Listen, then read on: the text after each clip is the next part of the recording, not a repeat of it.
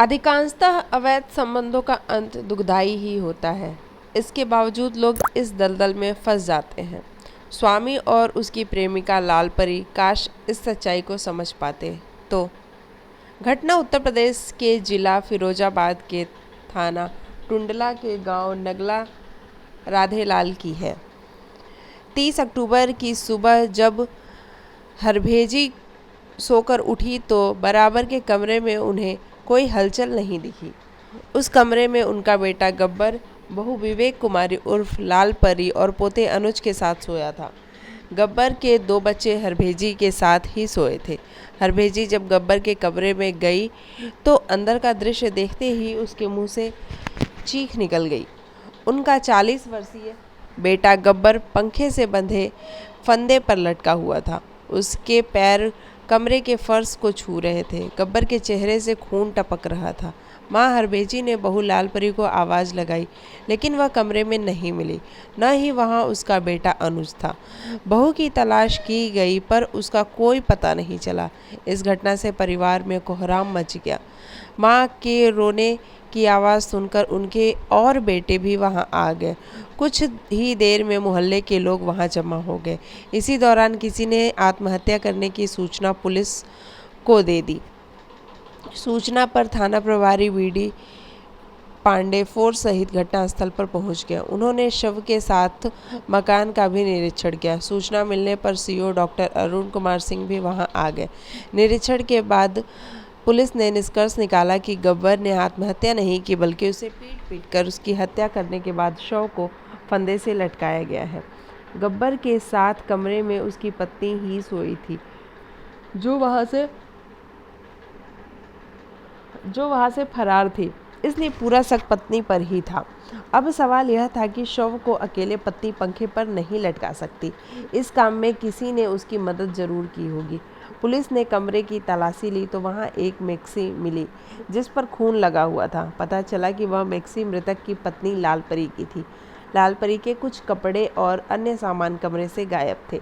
इससे अंदाजा लगाया गया कि वह पति की हत्या के बाद अपना सामान व अपने साथ सोए बच्चे को लेकर फरार हो गई है।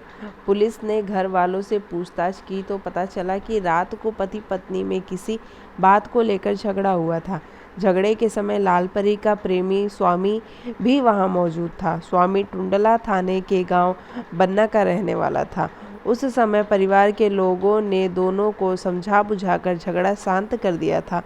इसके बाद वे अपने कमरे में सोने के लिए चले गए थे। मृतक के भाई योगेश ने पुलिस को बताया कि शादी से पहले ही लालपरी के स्वामी से अवैध संबंध थे। मौके की जांच करने के बाद पुलिस ने गब्बर की लाश पोस्टमार्टम के लिए जिला अस्पताल फिरोजाबाद भेज दी। पुलिस ने मृतक के भाई योगेश की ओर से विवेक कुमारी उर्फ लालपरी और उसके प्रेमी स्वामी के खिलाफ 302 की धारा के तहत रिपोर्ट दर्ज कर ली। रिपोर्ट दर्ज होने के बाद पुलिस नामजद आरोपी की तलाश में जुट गई। पुलिस ने कई संभावित स्थानों पर दबिश भी की, लेकिन उनका कोई पता नहीं लगा। तब पुलिस ने मुखबिरों का जाल फैला दिया। लालपरी की शादी गब्बर से हो जरूर गई थी, लेकिन वह उसे पसंद शुरू से नहीं करती थी। वह अपने घर वालों की मर्जी का विरोध भी नहीं कर सकती थी। यानी वह घर वालों की वजह से उसने गब्बर से शादी जरूर कर ली थी, लेकिन उसके दिल में तो उसका प्रेमी बसा था। यही वजह थी कि वह प्रेमी को शादी के बाद भी भुला ना सकी। प्रेमी स्वामी उसके पति की गैर मौजूदगी में उसके घर आने जाने लगा। जब पति काम पर चला जाता तो मौका देखकर लालपरी प्रेमी को फोन कर बुला लेती थी। इसके बाद दोनों साथ में रहते, लेकिन ऐसी बातें ज़्यादा दिनों तक छिपी नहीं रहती। लालपरी व स्वामी के संबंधों की जानकारी मोहल्ले के साथ साथ ससुराल के लोगों को भी हो गई। इसकी भनक जब गब्बर को लगी तो उसने कई बार पत्नी को समझाया, लेकिन लालपरी की समझ में कुछ नहीं आया। इस बात को लेकर दोनों में कई बार झगड़ा भी हुआ, पर उसने प्रेमी से मिलना जुलना जारी रखा। घटना के 3 सप्ताह बाद भी लालपरी और उसके प्रेमी स्वामी के बारे में पुलिस को कोई जानकारी नहीं मिली। 21 नवंबर 2018 को पुलिस को एक जरूरी सूचना मिली कि लाल परी और उसका प्रेमी इस समय टुंडला से लगभग 6 किलोमीटर दूर स्थित FH मेडिकल कॉलेज में मौजूद है। थाना प्रभारी BD पांडे और SI नेत्रपाल शर्मा के नेतृत्व में तुरंत एक पुलिस टीम वहां भेज दी गई। पुलिस को अस्पताल में स्वामी घायल अवस्था में उपचार कराते मिला, जबकि उसकी प्रेमिका लाल परी अस्पताल में उसकी देखभाल कर रही थी। पता चला कि स्वामी एक सप्ताह पहले सड़क हादसे में घायल हो गया था। उसके सिर पर गहरी चोट लगी थी। उसकी प्रेमिका उसे गंभीर हालत में उपचार के लिए FH मेडिकल कॉलेज लेकर आई थी, लेकिन उपचार के दौरान दोनों के बीच अस्पताल में किसी बात को लेकर झगड़ा हो गया था। झगड़े में वे दोनों गब्बर की हत्या को लेकर एक दूसरे पर आरोप लगा रहे थे। करीब 3 सप्ताह पहले हुई गब्बर की हत्या की जानकारी मीडिया द्वारा अस्पताल के स्टाफ को मिल चुकी थी। उनकी बातों से वहां के स्टाफ को शक हो गया कि गब्बर हत्याकांड में ये लोग शामिल हैं, इसलिए उन्होंने पुलिस को सूचना दे दी थी। पुलिस ने दोनों हत्यारोपियों को हिरासत में ले लिया। स्वामी और उसकी प्रेमिका लाल परी को थाने ले जाकर उनसे पूछताछ की गई। हत्यारोपियों की गिरफ्तारी की खबर पाकर CO डॉक्टर अरुण कुमार सिंह वहां पहुंच गए। उनके सामने थाना प्रभारी BD पांडे ने लाल परी और स्वामी से पूछताछ की तो उन्होंने गब्बर की हत्या का जुर्म कबूल कर लिया। उन्होंने गब्बर की हत्या की जो कहानी बताई वो इस प्रकार है।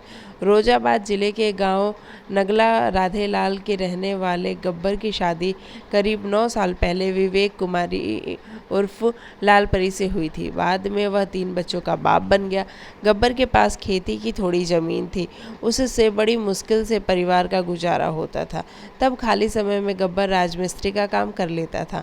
शादी से पहले ही लाल परी के पैर बहक गए थे। बन्ना गांव में रहने वाले स्वामी से उसका चक्कर चल रहा था। करीब 1 साल पहले की बात है। लाल परी का अपने प्रेमी स्वामी के साथ रंगरेलियां मनाते हुए अश्लील वीडियो सोशल मीडिया पर वायरल हुआ था। इससे गब्बर और उसके परिवार की बड़ी बदनामी हुई थी।